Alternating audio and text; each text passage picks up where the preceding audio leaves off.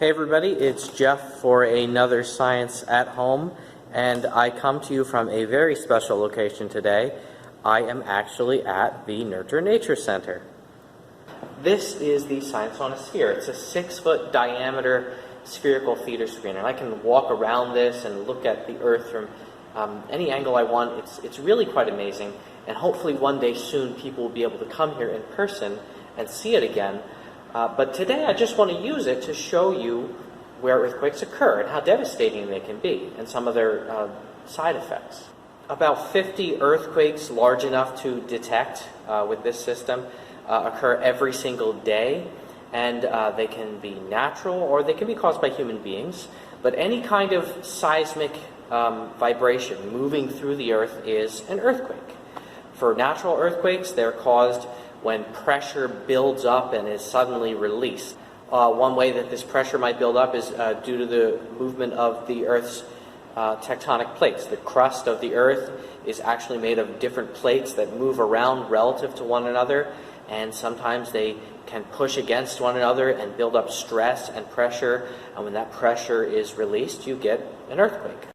Let's take a closer look at some of the hot spots on Earth, places where you see earthquakes more frequently. So this region over here is California, the western United States, but you can see within California there are a lot of earthquakes occurring every single day. The color of these dots indicates how deep the origin point, the epicenter, was of each of these earthquakes. And the size of the dot indicates the magnitude of the earthquake.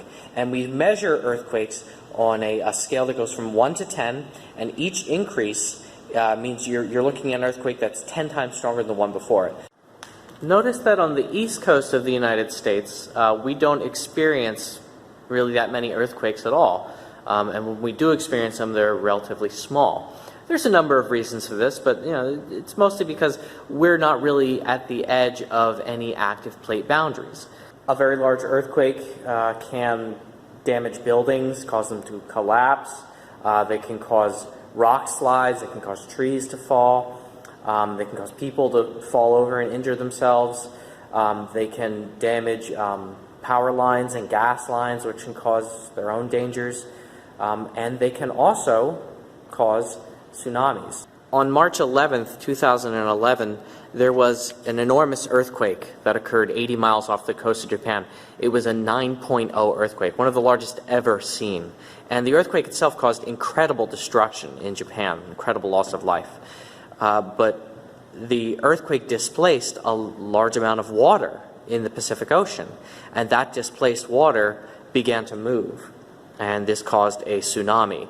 In some places in Japan, the wave was over 130 feet high, and over the next hours, the wave spreads across the entire ocean, the entire Pacific Ocean, causing at least one fatality in the United States, and traversing the entire Pacific Ocean in just 22 hours. This is a computer simulation of a hypothetical tsunami created by a hypothetical magnitude 7.5 earthquake occurring off the coast of Puerto Rico, which is a very active region as far as earthquakes. And you can see that it causes a tsunami that travels up along the coast of the United States. So as I was saying a few moments ago, we do not experience a lot of earthquakes in the northeast of the United States, but there have been a few notable examples of earthquakes, the most interesting being, and most recent being, the 2011 Virginia earthquake. That was a 5.8 magnitude earthquake. We have a piece of scientific instrumentation called a seismograph that we use to detect and measure the intensity of earthquakes. There's an app that you can download if you have a smartphone called MyShake. That's MyShake. And with this app, you can see a live map of earthquakes that are occurring around the world. But a really neat thing that you can do is put it in sensor mode, and then your phone essentially becomes a seismograph. And we can use the accelerometers in my cell phone, or in anybody's cell phone, to measure movement in the X, Y, and Z axes. If you choose to download MyShake, you'll actually be contributing to a citizen science project to get a better understanding of the nature of seismic activity.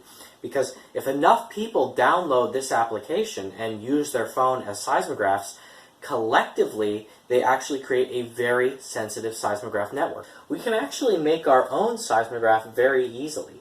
In order to do this, you're going to need a strip of paper. I took office paper and taped a couple different strips together to make a very long roll of paper.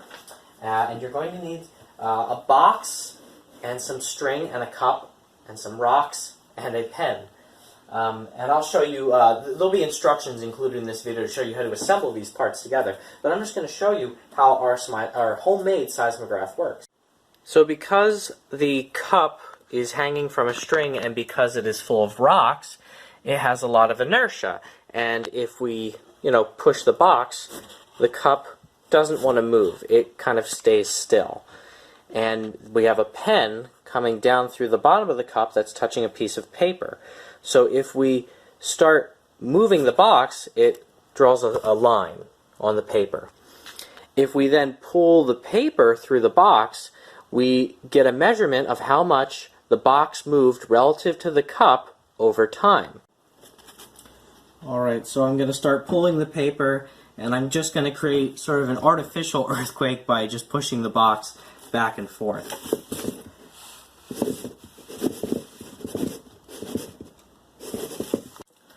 Alright, and here's a bit of data from our homemade seismograph. This is where we started, and you can see these swings here that were measurements of our anthropogenic earthquake that I caused by shaking the box back and forth.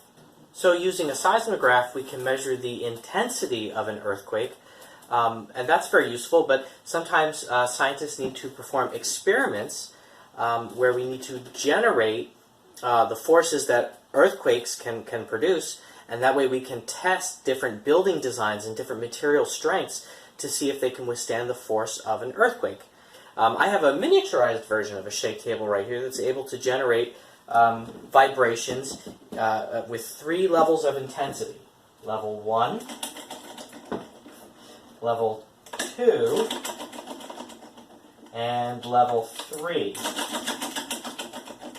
So using this shake table and these 3 different levels of shaking intensity, I can test how strong different building designs are. Let's give it a try. I'm going to test 2 different designs, and for this first design, I've got 3 rows of foam blocks stacked directly on top of each other. Alright, design 1, magnitude 1 earthquake.